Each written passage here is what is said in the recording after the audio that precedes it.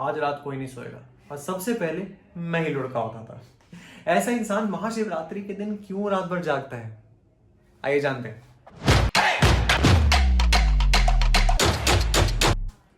ना goals, productivity, mindfulness, इस सब में आप सोच रहे होंगे महाशिवरात्रि का क्या एंगल है भाई। नंबर वन, मैंने अपनी हर वीडियो में कहा है कि गोल्स में सैक्रिफाइसेस चाहिए होते हैं। हार्श लगता है सुनने में, बट चाहिए होते हैं। इन सैक्रिफाइसेस के लिए चाहिए होती है बहुत सारी विल पावर और सेल्फ कंट्रोल। यहां महाशिवरात्रि का एक एंगल आता है। एज आई सेड, इसमें शिव भगवान या रिलीजन या स्पिरिचुअलिटी का कोई एंगल नहीं है। इसमें मैं एनर्जीज के लेवल पे आके और इन सब से हम क्या वैल्यूज डिराइव कर सकते हैं, सिर्फ और सिर्फ उन्हीं पे फोकस कर रहा हूं। अगर मैं महाशिवरात्रि पे पूरी रात जागता हूं तो मेरे अंदर एक सेल्फ कंट्रोल और विल पावर की भावना तो आएगी। मानते कि नहीं मानते, आप में भी आएगी। अब जरूरी नहीं है कि ये सिर्फ महाशिवरात्रि के दिन ही किया जाए।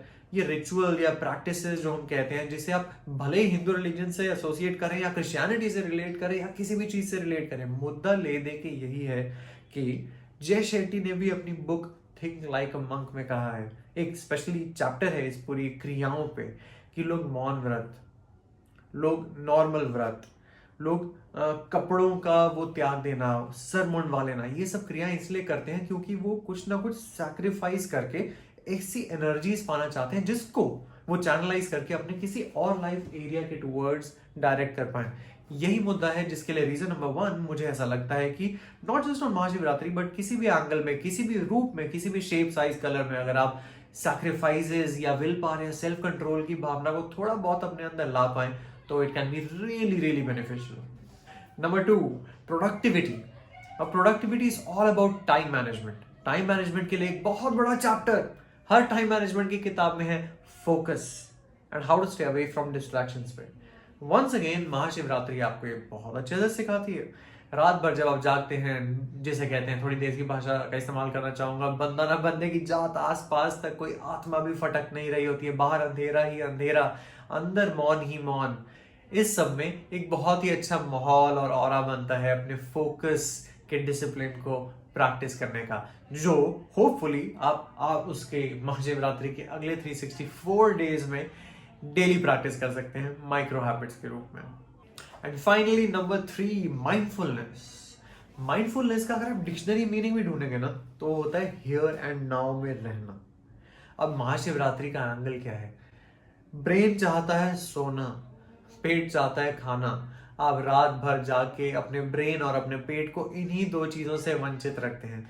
ये प्रूवन है कि जब भी आपको भूख लग रही होती है, आप ना बीते हुए कल की टेंशन में जी सकते हैं, ना आने वाले कोई टेंशन, कोई एग्जाम प्रिपरेशन, कोई कॉर्पोरेट के रिव्यू की टेंशन होती है। उस वक्त आपको होता है कि बस अभी इस वक्त मैं यहाँ हूं और मेरे अंदर कुछ सेंसेशंस हो रहे हैं जिसके बारे में मैं एक्नॉलेज कर रहा हूं।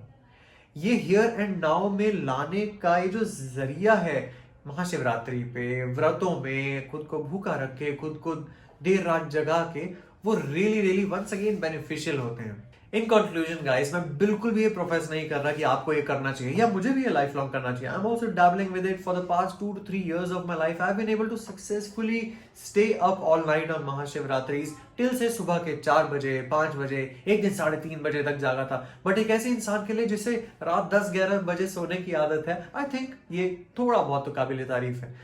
I would really encourage you that you can give it a try and let me know in the comment section below what do you guys think about it. Is it any worth it?